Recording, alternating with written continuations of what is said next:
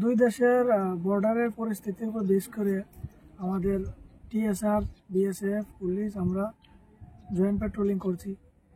বিশেষ করে বিলোনিয়ার এই শহরটা এক আন্তর্জাতিক সীমানার সঙ্গে একদম লাগোয়া, তার জন্য এটা একটা সেন্সিটিভ এরিয়া। এদিকে পেট্রোলিংটা আমরা কন্টিনিউ করি এবং একটু সতর্কভাবে এবং মানুষের মধ্যে কনফিডেন্স বৃদ্ধি করার জন্য সেই পেট্রোলিংটা চলছে এবং আগামী দিনেও চলবে। আমরা পেট্রোলিং চলছে, আমাদের যে সিকিউরিটি বিরুদ্ধে যা যা দরকার এটা আমাদের বিএসএফ এর সঙ্গে আমাদের একটা সামঞ্জস্য রয়েছে এবং তাদের কোঅর্ডিনেশন মিটিংও আমরা করতে থাকি।